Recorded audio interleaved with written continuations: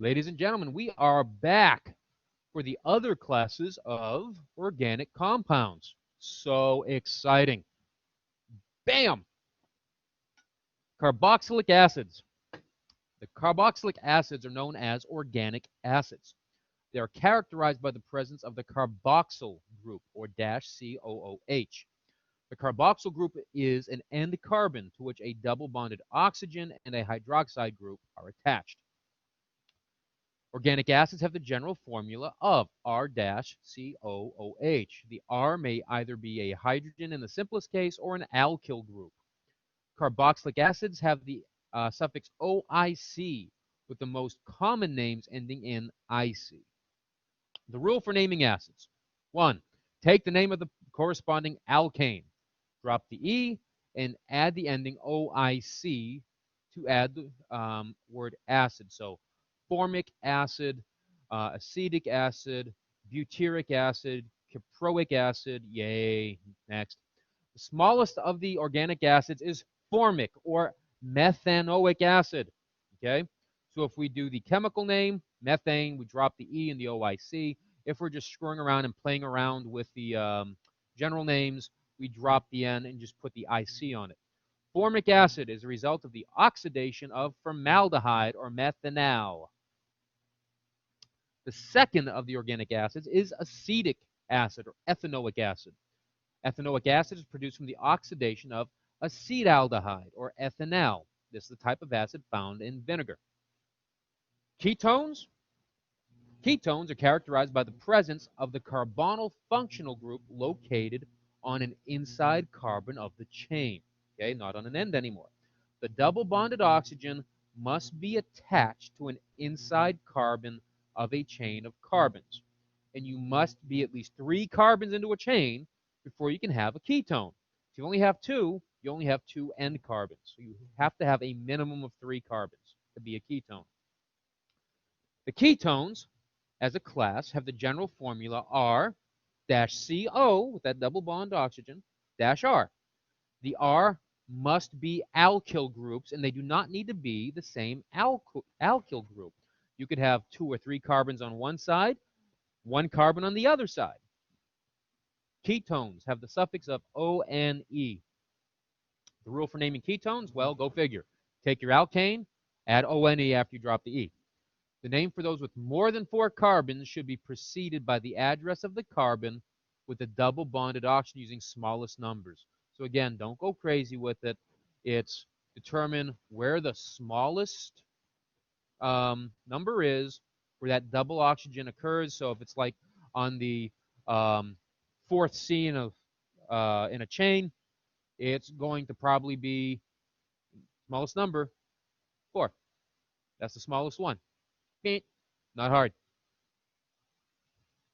Ketones may also be named by the alkyl method. The first name the 2 alky groups, love it, on either side of the carbonyl group. Do not count the carbon with the double bonded oxygen. Remember, this is the functional group in and of itself. So when we're looking at things, we're only going to count the ones on either side. So we see we have 1 carbon here, 2 over here. You should be able to throw the methane and the ethane right at me because we're looking at nothing but single bonds. The smallest of the ketones is propanone, okay, propanone. And the reason is you have to have those 3 carbons. And propane would have 3 carbons. Propanone is also known as acetone or dimethyl ketone. Yeesh. So how do they get the dimethyl? Think about that for a second. Here's your general formula. 1 methyl group, 2 methyl group. Boom. Okay? So dimethyl with ketone in the middle. Dimethyl ketone. Esters are formed from the removal of water that occurs between an organic acid or carboxylic acid and an alcohol. Here's a whole bunch of esters and their smells. They are characterized by the presence of a COOC functional group. This is a double bonded oxygen attached to a carbon that is then attached to an oxygen which is then attached to a carbon. OMG. Look at the picture. Not hard. This is a double bonded oxygen attached to a carbon that is attached to an oxygen, which is then attached to another carbon. And this is why drawing pictures is good, so you can visualize this. So if you see something that I have not put a picture up of, write it down, process it. There are a minimum of 2 carbons separated by an oxygen before you can have an ester. Esters have the general formula, R-COO-R. The R's do not need to be the same. The first R may even be a hydrogen.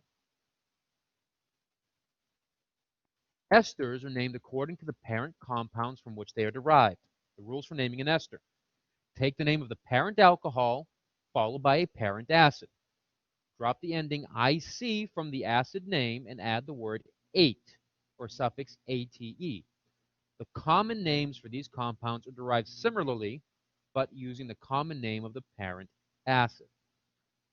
The esters, as a class of compounds, all tend to have very pleasing odors, and they're found in some cavity fluids, sanitizing sprays, and sealing lacquers. Esters can cause eye irritation and also irritate mucous membranes.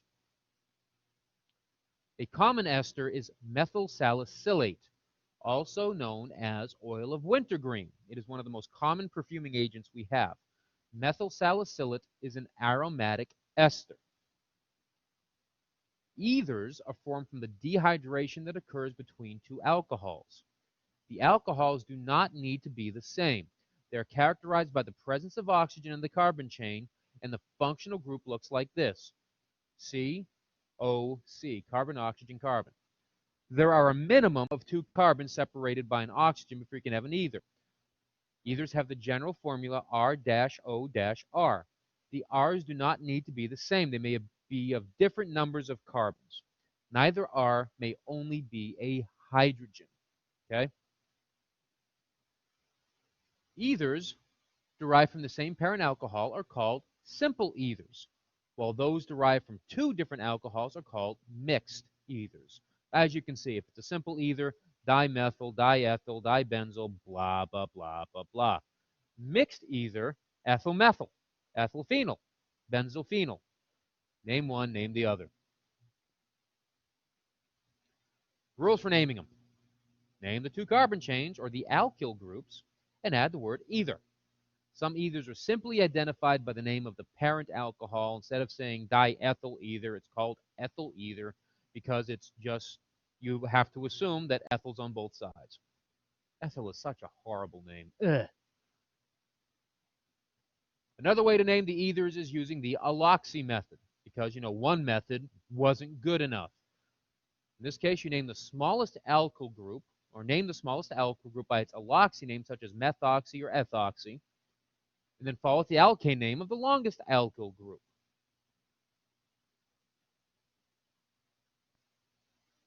One of the most common ethers is ethyl ether. Remember, this would be diethyl ether. Ethyl ether is used as an anesthetic and is a general purpose solvent. Ethers are usually extremely flammable and hence cool, and can form explosive mixtures with air. Getting cooler. One should never use an ether near a spark or flame, which is why surgeons wear non-conductive shoes when in the operating room. Amines. The amines are derived from ammonia, where a hydrogen is replaced by an alkyl group. Amines resemble an alkane that had one of its hydrogens replaced by an amino group. Amines are derivatives of ammonia and or proteins in the body. Amines are organic compounds characterized by the amino functional group. As a group, this class of compounds are identified by the general formula R-NH2, and the R stands for the alkyl group. Amines have the suffix amine. The rules for naming this class of compounds are similar to naming alcohols, in that the amino group is treated like a hydroxide and should be addressed if its position could be confused. Nothing new here. Same stuff we've been seeing. Amines are important because they're associated with decomposition of proteins in the body. They are characterized by disagreeable odors and the fact they form alkaline solutions because they are Lewis bases. If you're really interested, you can look up Lewis compounds on your own. You want to blow your mind, knock yourself right out with it. That was just absolute insanity when I was taking a peek-see. Needless to say, it is far beyond what you will ever need to know in this course. Some amines have two amino groups in their structure and are known as diamines. Okay? The two most common diamines that are associated with the composition of the human body are putrescine and cadaverine. And man, do they stink. Amines are basic compounds and easily form salts. Quaternary ammonium compounds, quats, quaternary salts, are formed from the action of tertiary amines with organic halides. Some quaternary ammonium salts have both a detergent action and an antibacterial action. They're used medicinally as antiseptics. Benzalkonium chloride or zephyrin chloride is used to store sterile instruments as a wet dressing, or may be even used to irrigate the bladder and urethra. Amides may be derived from the dehydration of organic acids in ammonia or an amine. Because this is a neutralization reaction chemically, they are ammonium salts. Okay? Amides are any group of compounds derived from ammonia by the substitution of or replacement of a hydrogen by a carbonyl group. Amides may be derived from the dehydration of organic acids in ammonia or an amine. Because this is a neutralization reaction, chemically they are ammonium salts. Amides are any group of compounds derived from ammonia by the substitution or replacement of a hydrogen by a carbonyl group. They may be derived from the acid by replacing the hydroxide group with the amino group. The simplest of the amides as a class have the following general formula: R-CONH-R. The first R stands for the alkyl group from the parent acid. The second R is the alkyl group from the parent amine, and all amides have the suffix AMIDE. The rules for naming amides. Name the alkyl group of the amine.